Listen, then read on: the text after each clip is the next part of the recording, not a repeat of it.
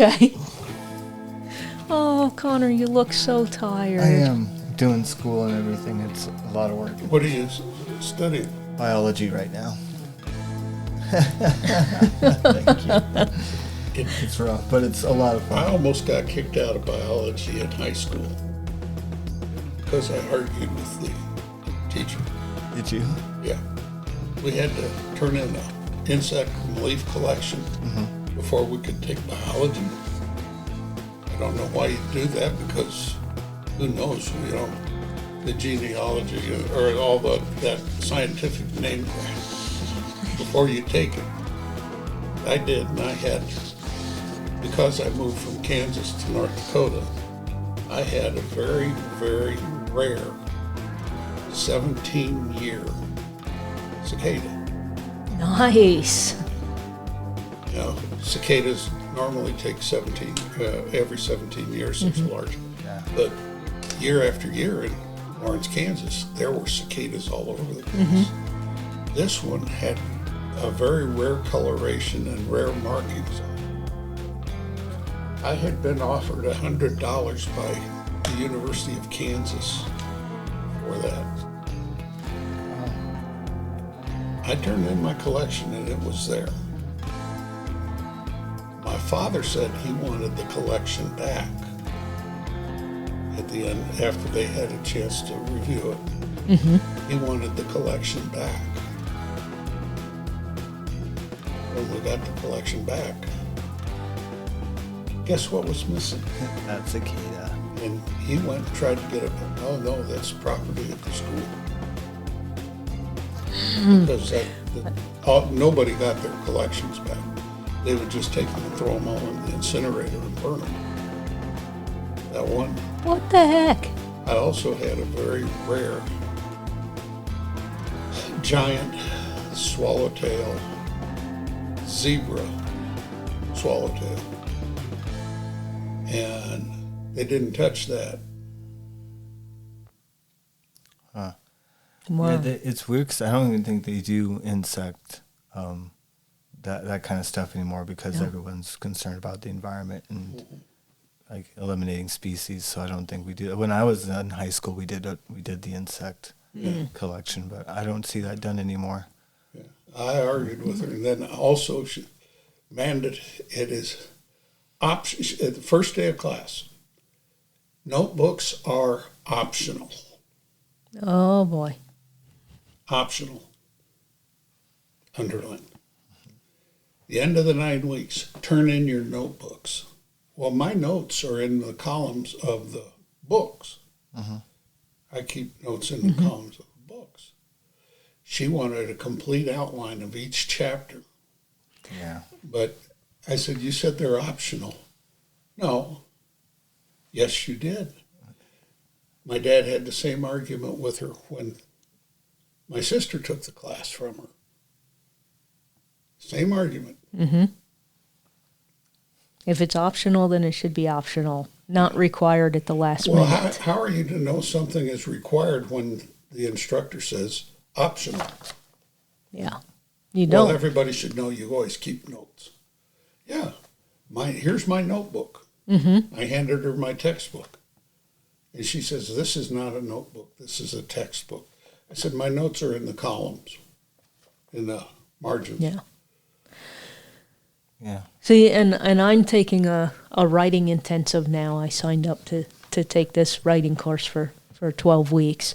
And they want you to keep a notebook, and they keep referring to it in your handwritten notebook. It's not anything we have to turn in. It's for ourselves. But I learned while I was at the Star Herald that because I can type 80 to 100 words a minute, I can keep up with my brain. And when I handwrite, I can't. So I've been doing it that way, and it's not going to be a big deal. Because if they want a copy, yeah, okay, I'll send you a PDF of it, whatever. But I hope your class goes better than my biology class, because when I was in high school, we had homework assignments for biology. They were due the day of our test. I argued with the professor. Sorry, it was high school. It was my teacher. what if I'm doing this wrong and you ask this question on the test? I'm going to get it wrong on the test. Well, then, yes, you get it wrong and you'll fail. And I go, but that's not fair to me because I think I'm doing it right and I have no feedback till the day of the test. And my conversation was not as polite as yours, and I didn't get my mom involved. There were lots of cuss words. I walked out of the class and I told my guidance counselor, I said, take me out of this. I wanted to take earth science anyway. I much preferred earth science over biology. So I never had biology in high school. And the high school teacher also wrote our textbooks. That's bad enough in college, but imagine it in high school. It was terrible. Oh, wow. And I was going to fail that class because there were things I thought I was doing right. And day of test, I'm going, what? You know? So I dropped that class. Didn't have science at all that year. The next year I took earth science, loved it. I believe I got an A, maybe a B+, because I would get marked down all the time, believe it or not, for class participation, because I am super shy. And I sat in the back of the room, and I didn't really participate, raise my hand. You know, I may know the answer, but I'm not going to answer unless you make me answer. Mm-hmm. So I got dinged a lot, even through college, for the class participation thing. And so there's a lot of times I got B+ instead of A's, because I didn't participate. And the only one I'm salty about is my poetry class at UNL, because the professor flat out told me the only reason I didn't get an A was I didn't participate enough. And he said, you're a good enough writer, you should have read more of your poems. And I'm like, yeah, I was very angry with him for that. Yeah, our teacher's wonderful. She's really, really good. Really good. Awesome. Has us enjoy it. So. There you go. Go to WNCC. Connor likes his biology class. Yep. So we're going to get started on part 2 of Rebecca Winters. Welcome back, everyone. It's been a very long time since I saw either one of you. Yeah. A whole 7.5 minutes since the last time we talked about Rebecca Winters. I listened to one of the few podcasts I listened to is called Behind the Bastards. And every podcast episode is about a terrible human being. And Robert, who's the main dude, Robert Evans, he was talking the other day, and I guess when they do, 2 or 3 part episodes, sometimes he does 4 and 5 part ones, like they're not in the room at the same time. Every single episode we have ever done that's been more than 1 part, we just hit stop, take a break, and then we start again. Mm-hmm. And sometimes his are, like 3 or 4 days in a row, but they don't do the episodes back to back like we do, which is interesting. But Robert also gets paid gobs of money to read books about terrible human beings, and then he writes an 8 to 10,000 word script. Mine, just so you know, for part 1 and part 2 is around 4,000 words. Wow. His are, and usually our single episode ones are around 2,000 to 3,000 words. So he is doing way more work, but it's his official job and he gets paid to do it. And that would be cool to get paid to read a book and then talk about it. That would be nice. But that's not us. So here we are back with Rebecca Winters. And last time we learned about her life and how she became a Mormon and her coming across on the trail and eventually succumbing to cholera. See, there's another typo most people wouldn't notice. Cholera doesn't need to be capitalized there. Why did I capitalize it? I don't know. I'm a terrible person at proofreading my own crap. In German and in ancient English, all nouns were capitalized. Yeah. So maybe that's where I learned it. Maybe in my ancient times when I was in elementary school, maybe they taught that to me that way. And Jerry's like, no. Elementary school long after I was, they weren't doing that. Yeah. Dang it. Thought I had it out. No, it's just a typo. Today we're going to learn about what happened to her next and her legacy as it is in 2024. And maybe Irene will get in trouble if anyone ever listens to this podcast. We know that Rebecca Winters died on August 15th, 1852, and she was lovingly buried and her grave was marked. We're going to skip a little bit ahead to 1889, so 37 years, when the surveyors for the Burlington Northern Railroad found the metal marker her friend William Fletcher Reynolds made, and Jerry's going to chime in here about that. There are a couple of stories surrounding the railroad and the grave site. First of all, the land that the grave is on was owned by the DeMott family. Yes.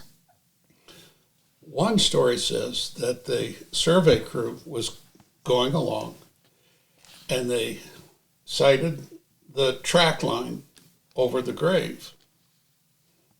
And when the track layers came along, they got to the grave and they said, we're not laying a track across the grave.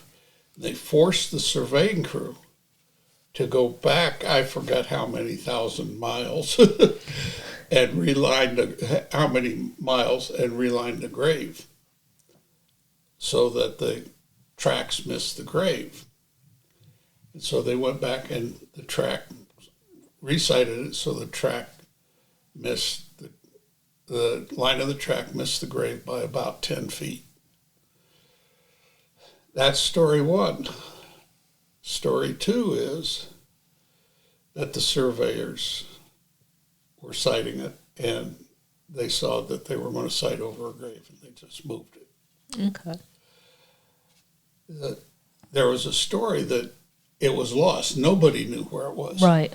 The DeMott family knew where, and I got this from the grandson of the DeMott that owned the land originally. His grandfather knew where it was and took care of the grave. I mean, he took care of to see that nothing was ever, the cattle or nobody plowed over it or, it disturbed it. So it was in a field. So he knew where it was, so it wasn't really lost. Right. The story of it being lost means the family didn't know where it was. Right, yeah. But I always thought it was kind of funny. The railroad crew wouldn't lay the track across the grave, and the rail crew coming along said, "Oh, we're not going to." I can just hear that. Yeah. In corporate Not touching office. that. Oh, okay, here it goes. But the DeMotts, the story I was told by the grandson of Mr. DeMott was that he told the railroad, "There's a grave out here. You disturb that grave, I withdraw my right of way." And that was when the railroad didn't have eminent domain, and Right. he just said, "You sight over it, I withdraw my right of way. Yes. You disturb it." And that was the one that I had cited in here because it seemed to me that was the most truthful one, was that Lorenzo DeMott basically just had one condition. You cannot put your tracks over top of this grave, and they rerouted it.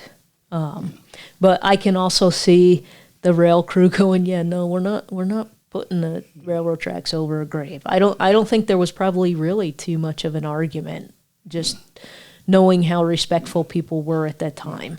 But you're right. I read stories too that the grave was lost, but it was never lost because the DeMotts always knew where it was and took care of it. It may have just been the family that didn't know where she was located anymore. And what I found was the DeMotts had homesteaded the land in 1886, and it was just what they did. They just took care of her grave. It wasn't even a question of, do we take care of this or not? They just did it. So whichever story is true, whichever story anybody wants to believe, I know what I believe. Well, I had a friend that was a aerial sprayer, and he said that he had flown over that territory, and you could see the track line where they had to go back and pull it up and move it over. Now, I Nice. do not fly unless I absolutely have to.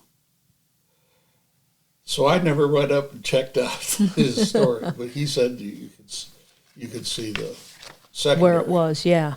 That's one of the cool things is I've been on the ground and can't see the wagon wheel ruts, and I've been in the air and they're completely obvious. Yep.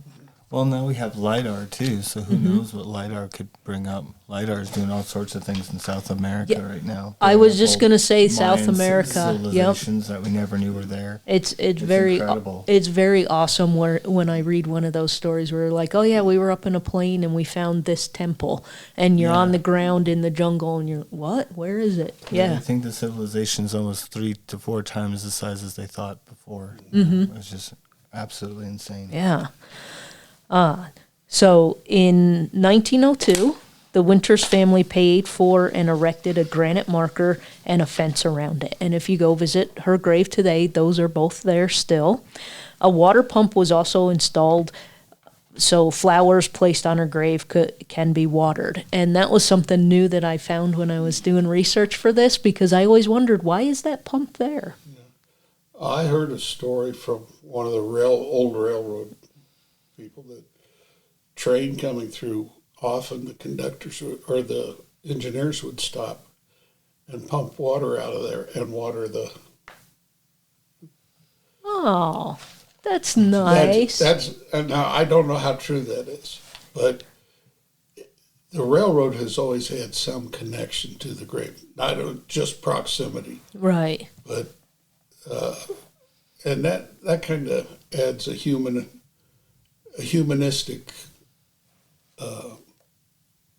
view of the people that worked for the railroad, not necessarily the railroad company, but the engineer come along, slow down, stop, pump the water.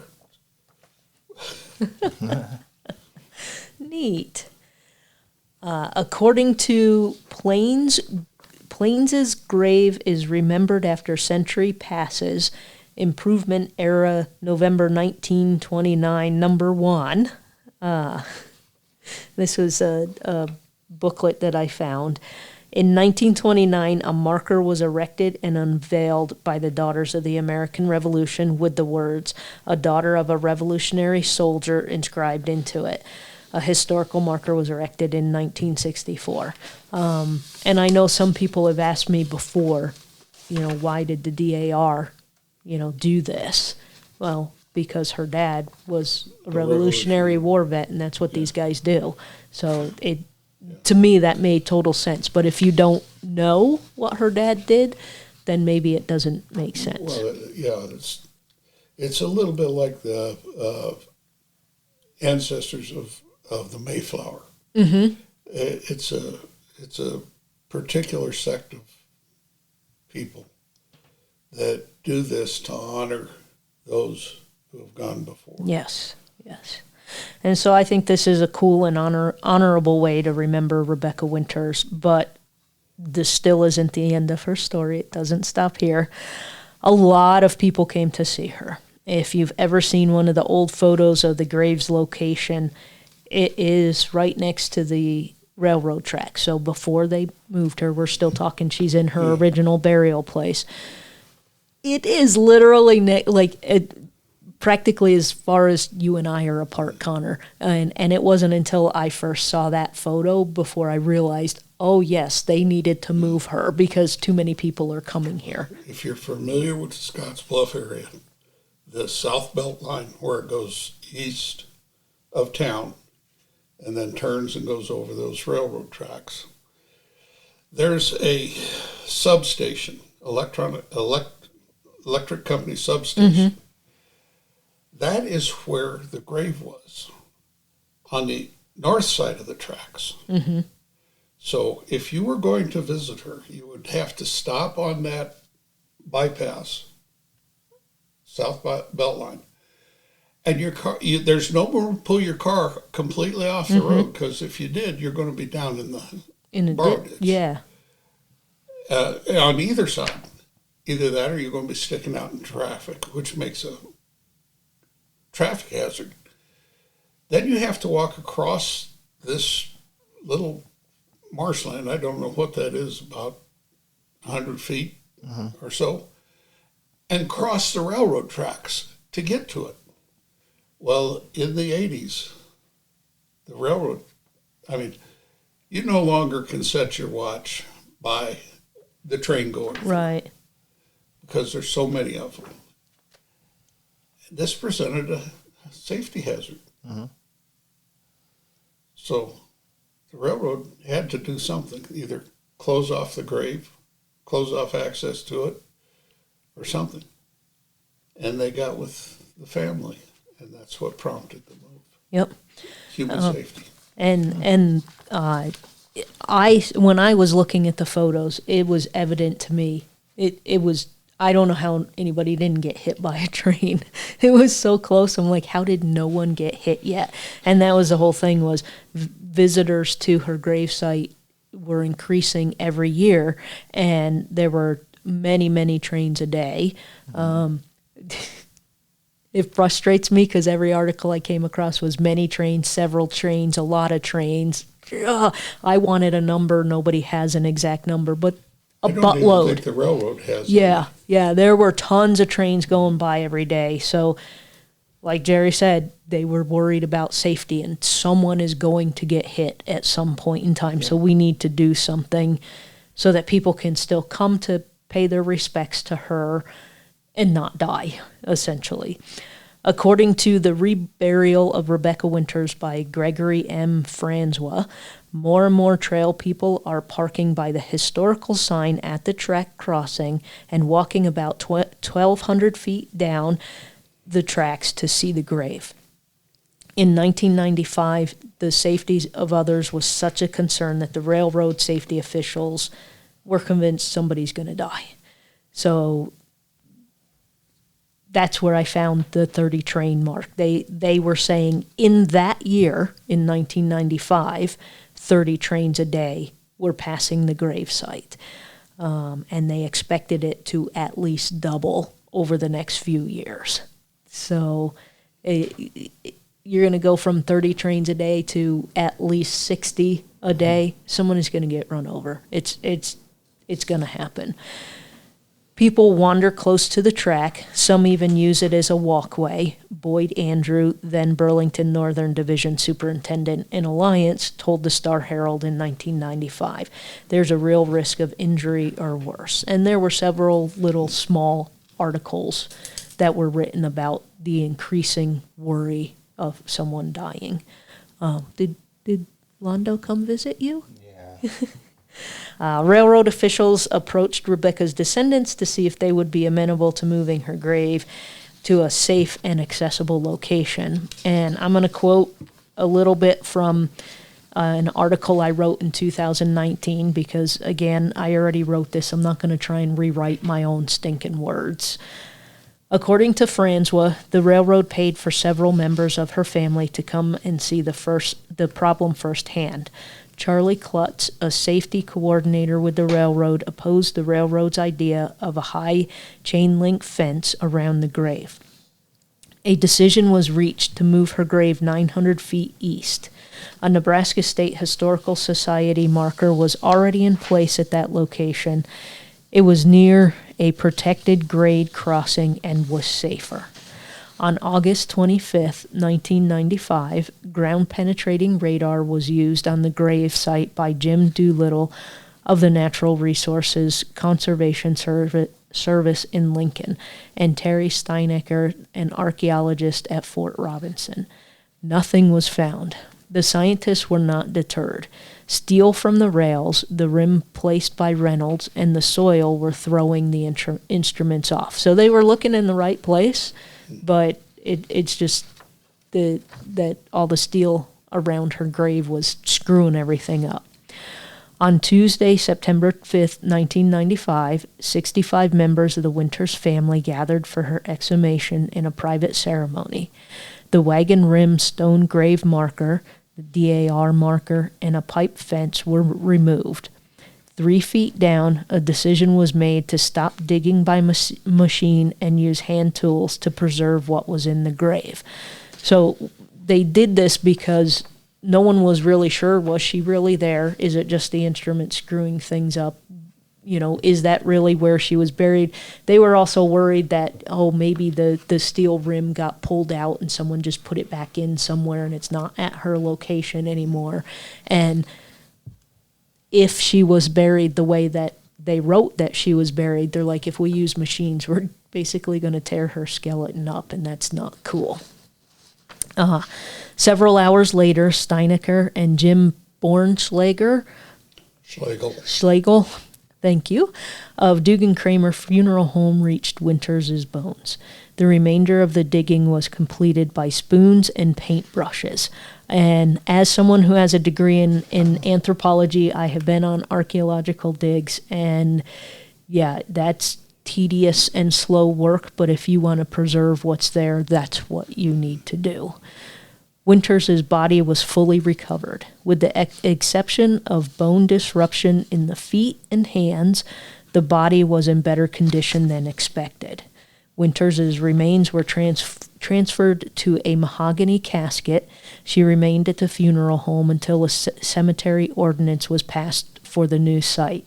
And I always find that amusing because, yeah, it was no big deal to bury her, but now we're in 1995 and you have to get special permission to bury somebody not in a cemetery. Even when you're buried in a cemetery, that paperwork still needs to be done. It's just automatically done with the funeral home, and most people don't even think about it. But I always find that amusing because that's one of those things you just don't think about when you bury people.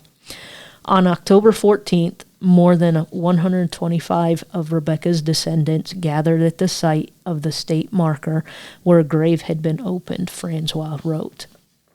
The iron rim was placed at the head of the grave.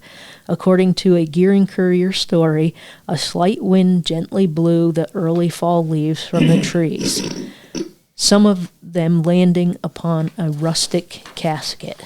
Q. Winters, Rebecca's great-grandson, told the Courier, some family members thought about taking the remains back to Utah, but we would never do that. The people in this area have taken such good care of her, we wouldn't think of moving her from the Panhandle. We want her to rest by the old trail, and we know she is in good hands. When I read that story, which I believe is the actual newspaper you showed me today, Jerry, because I read that down in the Legacy of the Plains Museum's archives, that bit stuck out to me for two reasons. It was just nice that the family still thought about her, remembered her, and understood that the town and the community respected her and wanted her to stay here where she passed. And then I was also working on another thing, which we'll get to in a moment, and that stuck out to me because of some things that were said to me. Roughly around, I think it was 1920, members of the family came out, and I think this is when the steel fencing was put around it, and they had their picture taken, and that was the best opportunity they had to actually exhume her and take her back. But the exhumation would have required so much time and and then they would have to go through ensuring that they got all the bones and stuff. And the technology that we had to ensure and do all that stuff was not in place. So they just left her. And I think there's a picture in the Star Herald's archives that show the family standing there before the fence is put around it, and then another one of it afterwards. Yes. There's another story that I heard prior to it being moved, that in the 30s, I think it was, another group of family members came out for some reason, to see the grave. And I don't remember what that was. But I remember meeting Q. Winters. And I don't argue with that many people. And I'm usually pretty good at confrontational speech. That is one of the few confrontations I've ever gotten in that I felt, if I win this, I'm still losing. Because he wanted me to write a rededication poem. And so I think now is an appropriate time, don't you, Connor, to ask Jerry if he would read that poem for us? I'm reading that. The confrontational poem. And Jerry's thinking, man, if I ever do this again with you guys, I am not bringing any poetry with me. Again, like I said, when I met, Q Winters had read the original Rebecca, and he told me how great he thought it was and how touching he felt it was. And that's when he asked me to write a rededication piece. I told him the sequels are never as good as the original, and I couldn't write a sequel. He says, I'm not asking you, asking you to write a poem for her rededication.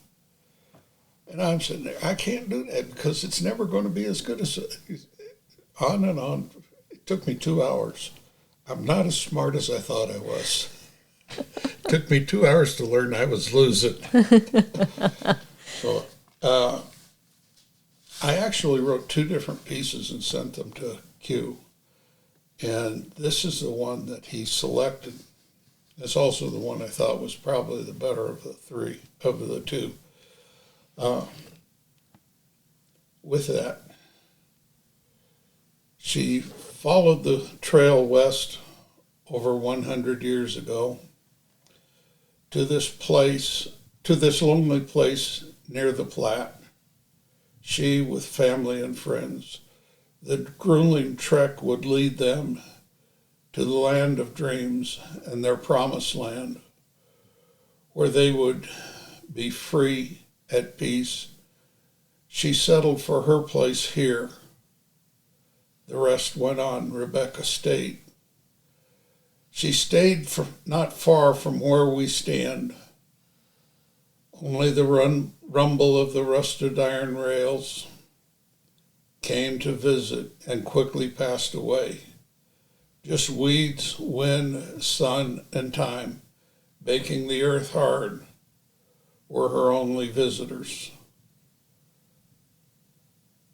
Only a broken wagon wheel to mark the solitary, simple grave. Rested from where she slept, undisturbed, she took to the trail again alone, to be placed back to bed, back to the earth, here to be cherished by family and friends, where visitors may come and share her story. They, as we, shall go from this place. Here, our Rebecca will stay. That's a very nice poem, Jerry. I like that. Thank you for reading that for us. I was told by Jim Dugan of Dugan Craven Funeral Home that when they exhumed the skeletal remains, when they brought them they went through and carefully arranged the bones in to make sure that they had all of them. They found everything but one small bone. Now, I'm not sure if that's Jim telling the story, but it was pretty accurate. I mean, usually the small bones will decay first. Right. But he said they found all but one small bone, which is impressive. And that exhumation, as you said, they were digging with a backhoe.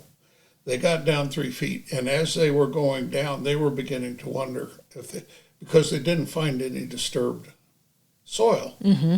Once they got down to that 3.5 foot mark, they began to notice that the striations of layers of earth had changed, and that it was more of a jumble rather than layered sediment, as it should be. And that's when they went, like you said, to hand shovels or hand tools And as they got down and started coming across bits of wood, they went to using hand trowels and sifters. And the amount of care they took at exhuming her body was just, yes, archaeologists take that care in a normal dig site, but this almost seemed to be one step beyond that normal care. Yeah. I think in general at an archaeological site, you have that care for remains and for artifacts because you know you're preserving the history and you don't want to do anything to screw that up. But I think with Rebecca, it's different because everybody here knows her story, knows who she is, and you don't want to be that one that accidentally broke her bone in two. And there's that extra, we call it today a parasocial relationship that, she's a famous person and we don't know her, but we do know her. So we have this connection to her and we want to take care to make sure she's okay. And she didn't seem to be anybody like wrapped up in a scandal or did anything super bad or super scandalous. Yeah. She's just kind of an ordinary person, more or less. Yeah. Just kind of doing her thing, trying to get through the trail. Didn't make it. So I think that was important, especially like given to like some of these statues out east getting torn down and stuff. It's just stuff out here just more or less get left alone. Mm-hmm. Yeah.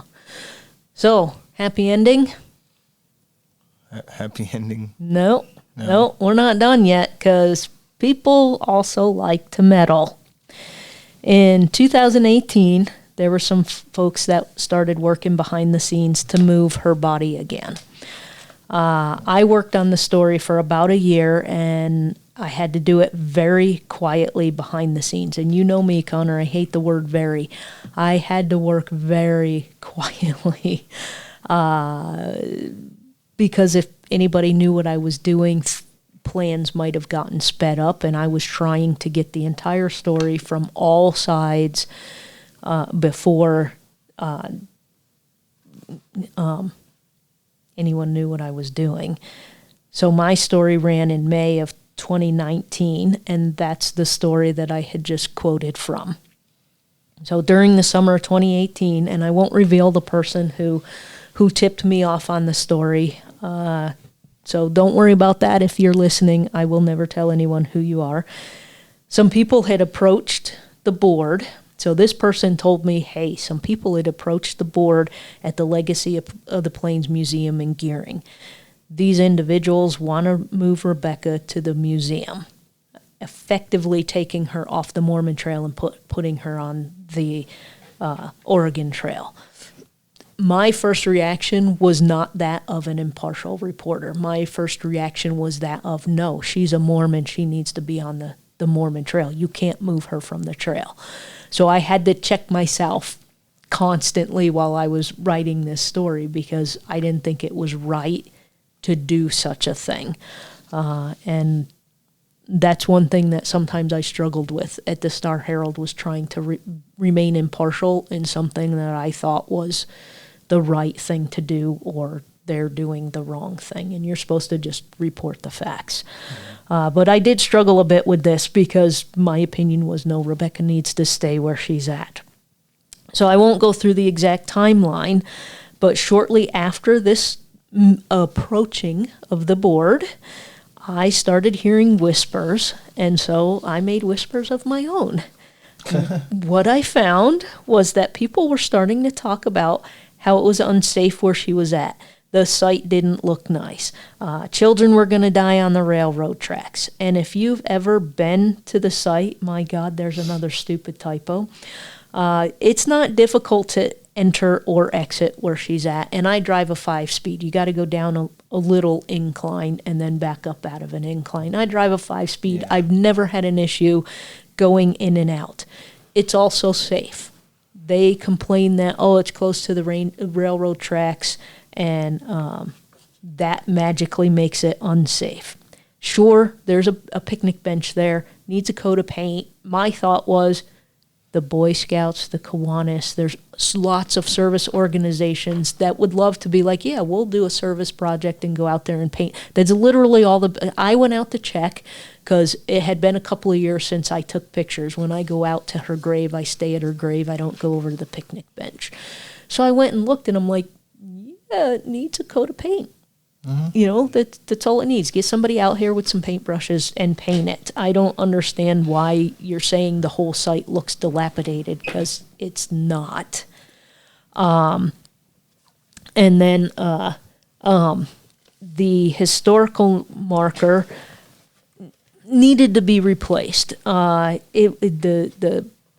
a special coating on the historical marker, and you know, it sits out there in the weather all the time, and it's just going to get degraded over time. Yeah. It just happens. It was erected in '64, and as far as I know, that was the original marker that was there. So this is 2018, 19 at this point in Needs a time. new coat of paint. Yeah.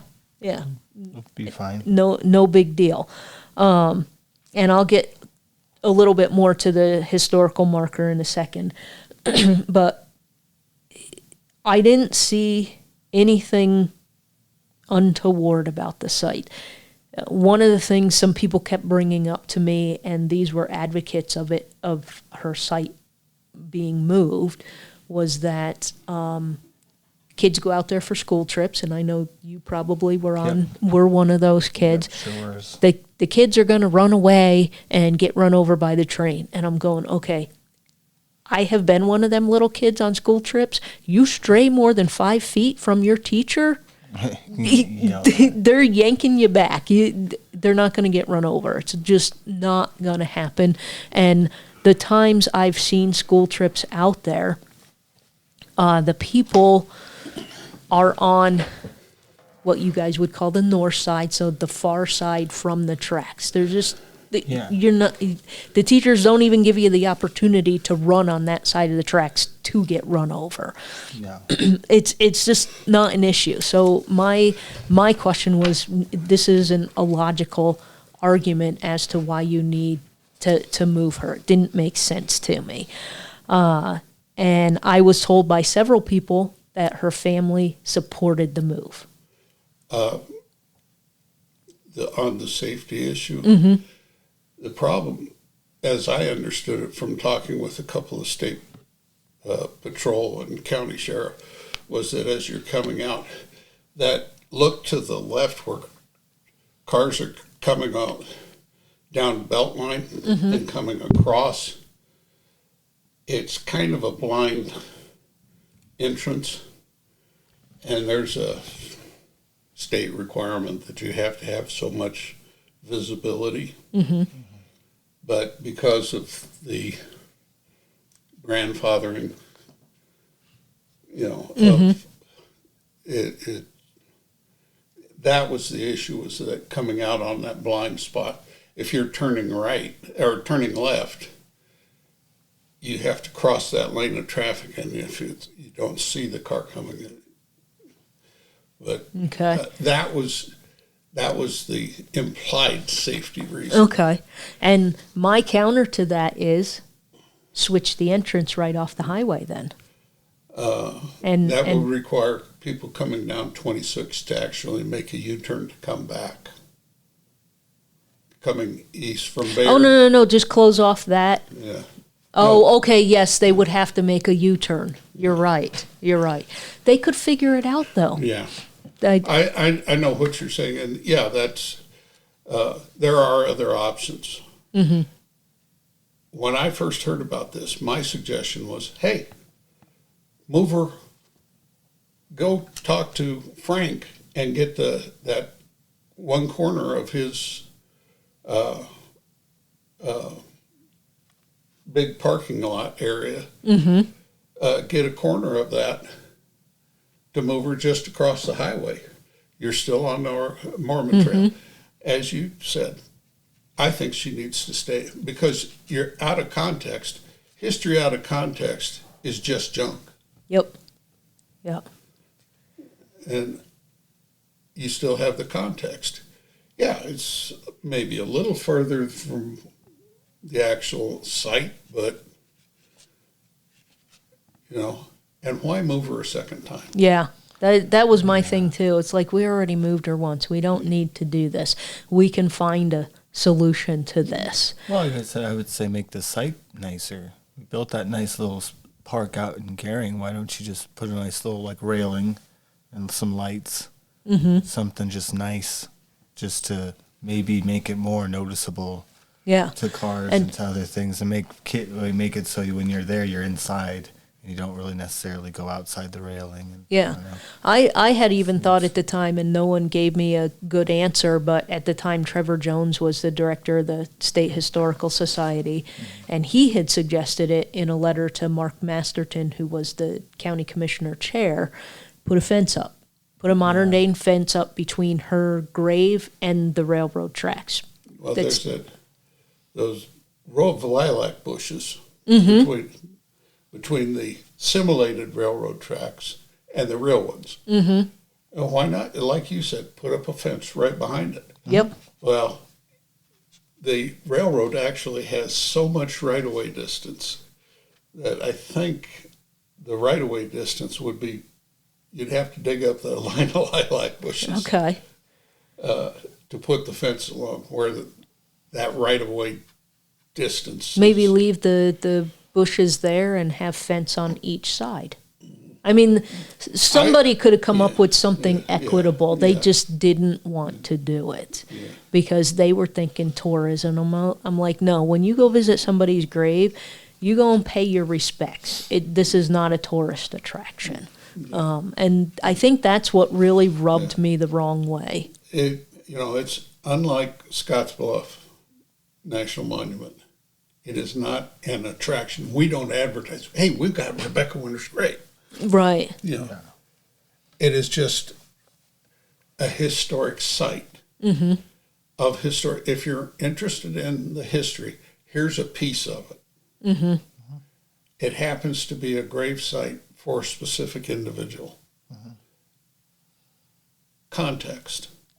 Yes. And that's what, like you said, context is what it's all about, because you can look both directions and still have that number in your head of how many people died. And I don't think you'll get that if you're enclosed up in a museum.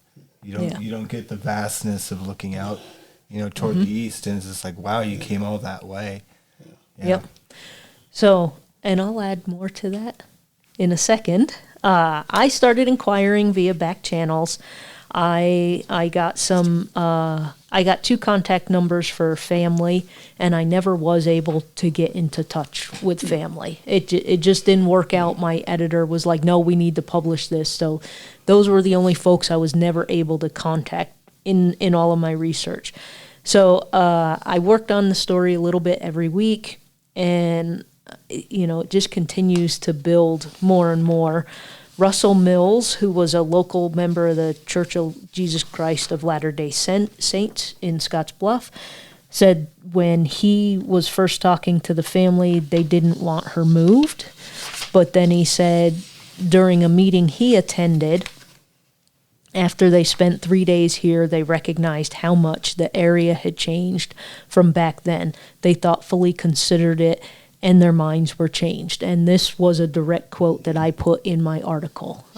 This is what the dude told me. Another family member who did live in the area was not happy about the move. And this is what Mills had told me. And he said he reached out to this person, but never got a response, and it would be impossible to contact all 1,000 descendants of Rebecca. I wasn't even able to figure out who this local person was. And no one was really forthcoming about it, which, as a reporter, says to me, you're hiding something. And to me, what you're hiding is this is the one person that has said, don't move her. And you all are lined up to move her. So that's making me, as a reporter, go, okay, I want to know what's going on. So the talks were so intense that at least one Legacy of the Plains board member threatened to quit if Rebecca Winters was moved off the Mormon Trail. this is something I do know who this person is, and it was told confidentially to me off the record, so I will not reveal who that person was, but it was a legitimate threat. Staff at the State Historical Society was also against the move, including then Director Trevor Jones. I spoke to several other people, all of whom gave different reasons why she should be left where she is. It was the general consensus at the State Historical Society, leave her where she is, and they all had different historical contextual reasons why she needed to stay. Staff at the State Archaeology Office and the State Historical Preservation Office also recommended against relocating Winters' remains. So the history folks were like, yeah, no, do not move. Don't move her. So as a diligent reporter, I went and read the Nebraska statutes with a little help from Trevor Jones, because I wouldn't have known where to look it up. I wouldn't even know how to search for this particular bit in the statute. But according to Nebraska Revised Statutes, Chapter 12-1203, parentheses 04, all unmarked human burial sites discovered in this state are to be left undisturbed to the maximum extent possible unless such sites are in reasonable danger of destruction, such as sites need to be moved for a highway, road, or street construction project, or there is evidence of criminal wrongdoing. So I've actually been on an archaeological dig in Nebraska when I was in college, and that was, I forget the tribe of Indians, but it was north of Seward, Nebraska, back in 1989.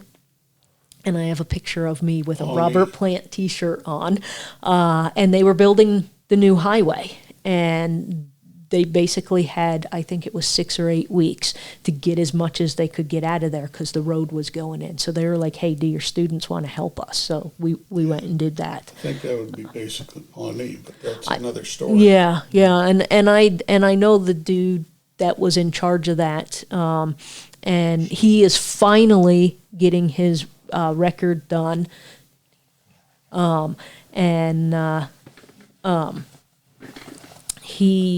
I told him when he, not record done, his paper done, and he's going to give me a copy of the paper when he's done with it. So the talks continued, and it turns out Trevor had as well said that moving the remains were to the south side of the river, far from where Rebecca died, was removing the historical context of the site. The original intention of the first committee that was set up to discuss Rebecca was just to clean the area up. Then all these complaints magically came in, and people who were in authority in this town were telling me, oh, we've got a lot of complaints. Well, from who? Who is contacting you? Oh, well, it's just a bunch of people. And I'm like, I've been around the block enough times to know that's a load of BS. It might be one person. It could be a bunch, but you can't even give me a number or tell me who it is. And, if they said, oh, Jerry Lucas was one of them, I could then call you up and say, Jerry, I'm working on this story. Would you like to discuss your concerns about this? But I never got names from anybody. It was just a bunch of people are concerned. And it could be the same person over and over and over and over. Yeah. And the person who had originally tipped me off just told me, Irene, it's all BS. Don't believe anything they say. And I'm like, well, I don't believe anybody anyway, unless I can prove it with facts. And then I'll be like, oh, yeah, Jerry wasn't lying to me when he told me this.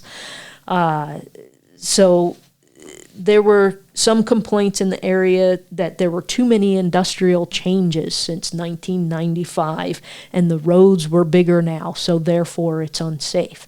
And I'm like, okay, I've lived here at that point in time. I've been here 17 years now, so minus 5. I'd been here 12 years at that point in time. That big highway had been there, and how is it unsafe? It didn't make any sense to me. And the belt line which is the one they should be concerned about, because that's the one that comes across the railroad tracks, is the same size as it was when I moved here in '79, and that's the same size it was when it was extended out there and across Okay. the tracks. Okay. So more BS. Okay. So the fight begins between them and Mark Masterton, then county commissioner, the committee members, and Jones and the historical side. So you got people who want Rebecca to stay where she is, stay in historical context, and then these other group of people that want it moved. Masterton had told Jones and then me that the State Historical Society had no legal standing in the decision and that safety was more important. So during this meeting, in which I got told about this meeting, no one knew about this meeting, and they were surprised when I showed up. And they were not happy that I showed up. I was constantly reassured that Rebecca Winters was not going to be a tourist attraction. But they pull up this big, huge poster board with blueprints of here's where her grave is going to be. We're going to plant trees around it, and people can come and do this and this and this, and we're going to do this other thing nearby. And I'm going, you're describing a tourist attraction to me, and it's right here on this big old poster board. You can reassure me all you want, but what I'm literally looking at says tourist attraction. They were not happy with me at all. And it kind of made me angry. So it appeared to me that backroom deals were already done and that they were moving her. Now, my colleague Mark had done a story about a year before that some people were discussing the possibility and was it a safe place to be. And that was it. There was no story for a year till my story ran about that because nobody was talking. So in 2018, there had been a public meeting with the county commissioners that they wanted some Keno funds, which they were awarded, but then they never used it, and you have to use the Keno funds within the fiscal year or you got to reapply for them. So they were given the money, but then it didn't get done in time, so the funds were no longer available. So this group goes back to the county commissioners, and the county commissioners were like, it's not our responsibility. We're not touching this. So I assume by then some people knew that I was digging, and they just didn't want to get involved with that anymore. I had also spoken to the DOT over here on the highway. I forget the lady's name that she's in charge, and she said, yes, we have the historical marker, because I was told at that meeting as well, the historical marker was going with her. And I said, you can't do that. Yes, we can. I go, no, you can't. Legally, that sign belongs to the State Historical Society, and they say where it goes. And they were like, no, we can just move it. I'm like, yeah, no. So I called the DOT. DOT says, we've had the sign for something like 6 months. We're just waiting for this to all get sorted. And then we will help the Historical Society place it where they want it placed. I called the Historical Society back, and they basically said, if it ends up that they move her grave down to the Oregon Trail, that marker will just be moved up to the side of the highway. It's not going down to Gearing. It's staying where it's at because that's where the history the event. Yes. So I was like, okay. So I put that in there. In my article, some people were not happy with that. So my editor tells me I can't wait anymore. He's like, who haven't you talked to? I go, I haven't been able to get in touch with the family, and I really would like to. And he goes, find a way to get some kind of quote from a family. And that's when I started looking into the documents from 1995 when they moved her. And that's why I quoted from the family from 95, because they didn't want her moved. They were happy with where she was and the care that the community had put in there. So the story gets published. lots of people are angry, some at me for writing the story, and some because they didn't know it was happening. So I get it that I happen to be the one you're angry at because you didn't know this was happening and you're part of the family. So from what I understand, the family didn't know any of this was happening. Someone from here notified the family out in Salt Lake City, and then I guess I did a good job as a reporter because everybody on all sides were angry with me. But in the end, Rebecca Winters remained in her resting place. It's not too hard to still make the place look a little nicer. I've been there many times, never felt unsafe. I see the points they were making, but let's work to make it safer because you were all willing. I sat in another city council meeting where the city was willing to offer in-kind services to exhume her and move her down there. So if you're willing to do that, then you're willing to make the place a little safer for people. And, you know, there are many service groups that would be willing to take care of that so that future generations can learn about her, that's where she's, I mean, it's a few hundred feet from where she originally died. And maybe that, you know, it's a few hundred feet from where she was buried because she probably wasn't buried at the exact location where she died. It was probably a couple, 20, 30 feet from where she died anyway. And I think it's important to keep your history where history happened. And so you can learn about the people who sought a new life somewhere else and didn't make it. And as far as I know now, because I don't work for the Star-Herald anymore, there aren't any plans to move her, and she's going to stay there. Just like Hiram mentioned, people will know her forever. Yeah. To me, history out of context, like I said earlier, is just junk. I mean, imagine taking and moving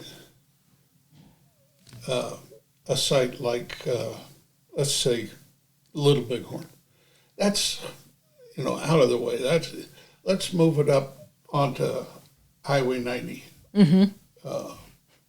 And that's where, it's out of context. It doesn't mean anything. It doesn't have, you can't get the vision. You move Rebecca Winters over to Legacy of the Plains, and even if you don't make it an attraction, it's at an attraction, so it becomes an attraction. Mm-hmm. And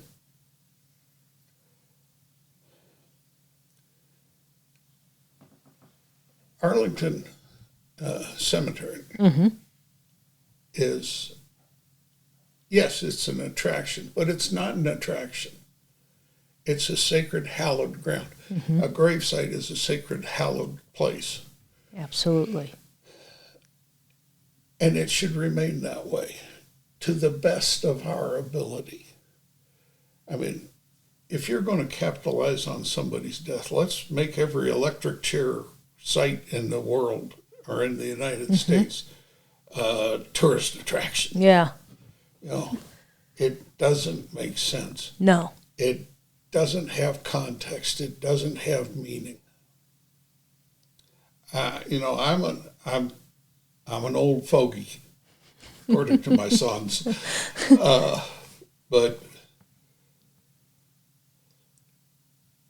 And if you believe in ghosts or spirits or whatever, the more you move that body, the spirit of the individual gets disseminated. It's not there. Mm-hmm. It stays where it is. Yeah. The spirit of Rebecca is not going to be at Legacy of the Plains. It's going to be out here on Highway 26 out by the railroad tracks that go through Scotts Bluff. And if you're someone like me, her grave is roughly, 7 miles from Legacy? Mm-hmm. Just the best guess. I am a very visual person. And so if you take me down the legacy and go, oh yeah, her grave was over there 7 miles away, that's hard for me to envision. And so I'm losing part of the story because she's not where she's at. And as a former park ranger, we talk about the two trails, Oregon Trail being the south side of the river, and the Mormon Trail being the north side of the river. Mm-hmm. And yes, they flip-flopped according to where the best feed was for livestock, if they needed to.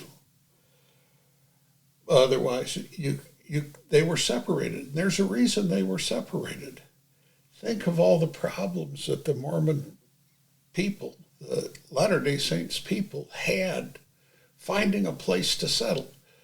Palmyra, Kirkland, Missouri, where they were basically free targets.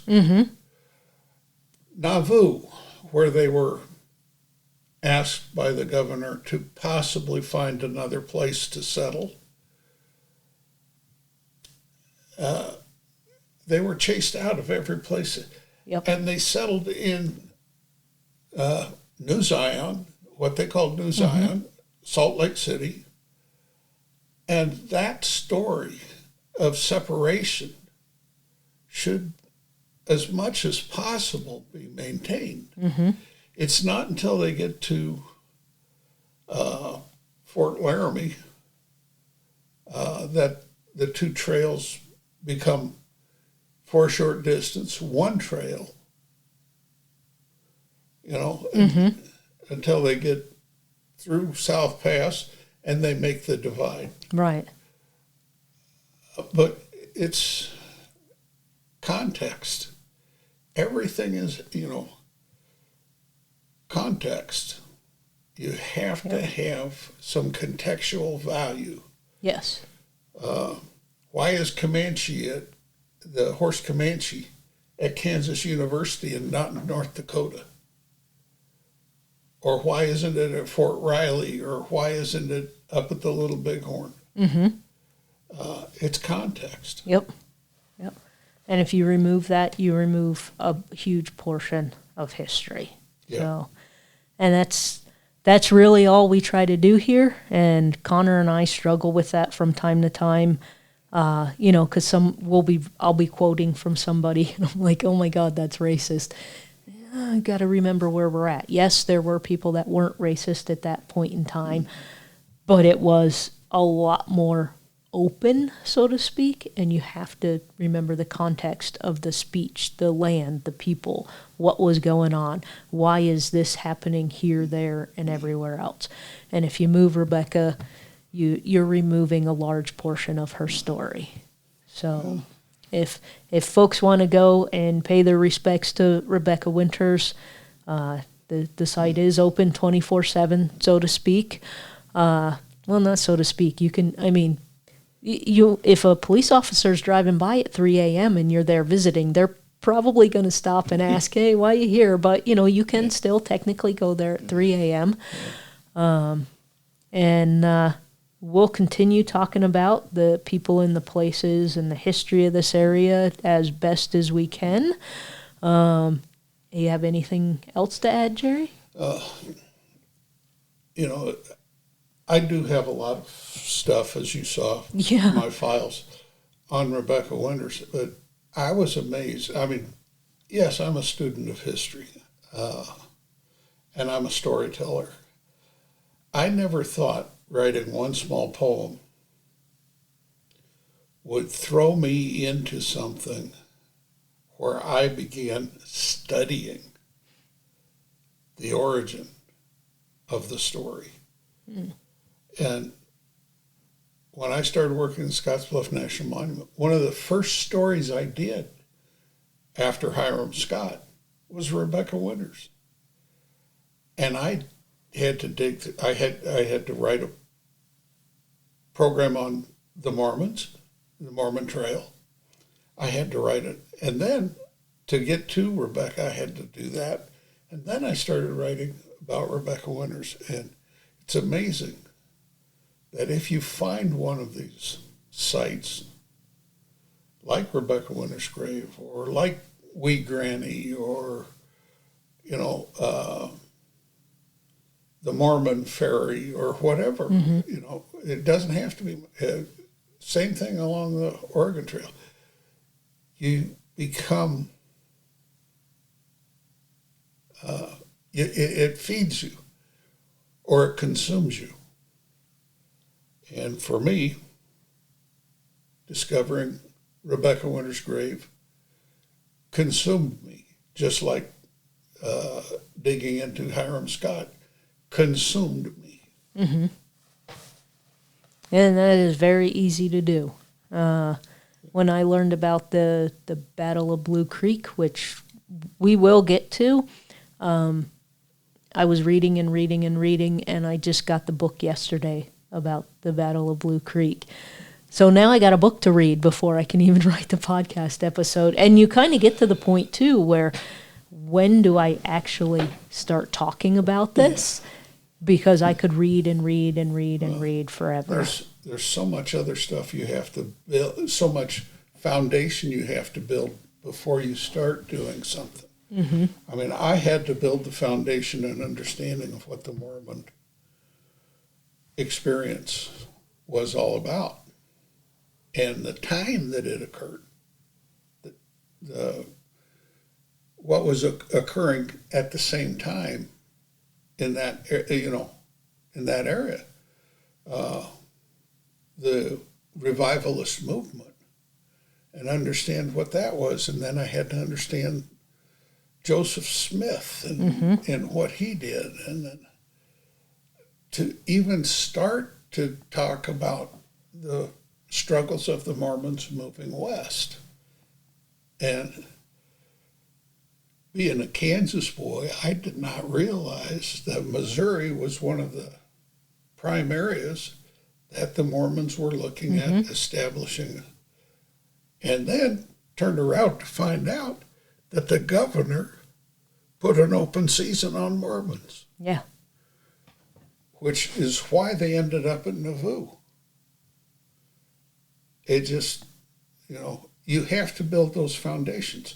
I had to build a whole foundation for the stories that I wrote about, the programs I wrote about Hiram Scott. I had to build the foundation for myself so I could begin building the story for Rebecca or for Hiram. Mm-hmm. And foundations, that's the only thing that you've got to have, the foundation for a story.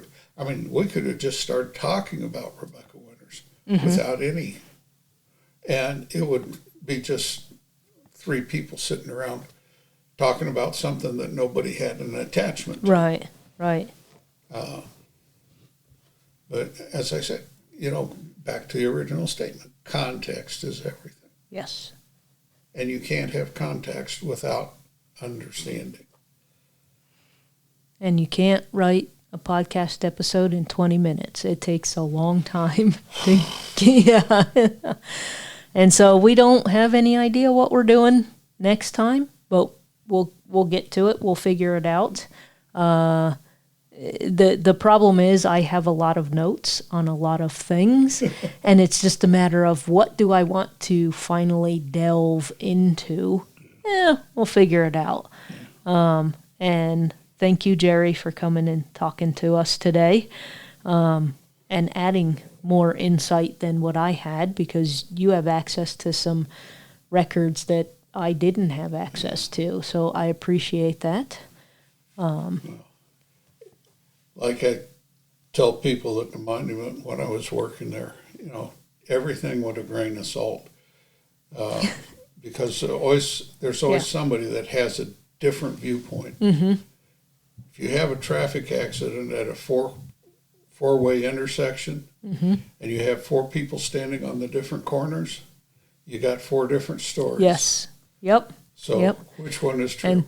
And that's what we've brought that up many times in our episodes, that this is the best information we have at the time. Someone else may have something else, like you did. I had no idea till today that you had read a poem at the rededication ceremony, and that you wrote 2 poems about Rebecca. So that's information I literally learned this morning, and I just kind of put it in where I thought it would be best to put in. But that is one thing that Connor and I struggle with, is we go with the best info that we have at the time, and we try and figure things out. And we encourage people to either email or, if they happen to know us, call us and say, hey, here's another bit to the story. In any discussion of history, it's always good to have a voice from outside the circle to not contradict, but add. I don't see anything that, my telling you what I found in my research, that they were married in Palmyra, and that's, and you had them being married in Ohio? Yeah, that they met in Ohio. Yeah. And that's another layer. That's another thing to look at. Somebody wants to do it. There's a whole program. There's a, why is this story this way and this story this way? And that's our hope too with the podcast, is that people will use it as a jumping off point if they want to go and research something further. Here's some basic info. Here's my sources. Go run with it, because we hope maybe one day we'll get people paying us to listen. We do have quite a few listeners, but nobody pays us. But if people enjoy it, that's fine with me. But I would also hope that maybe somewhere in the future someone's working on something on Rebecca Winters or Wee Granny or something, and here's a whole bunch of info already researched, and you can go take it from there. If you ever get to the point where you're going to do Hiram Scott, please let me know.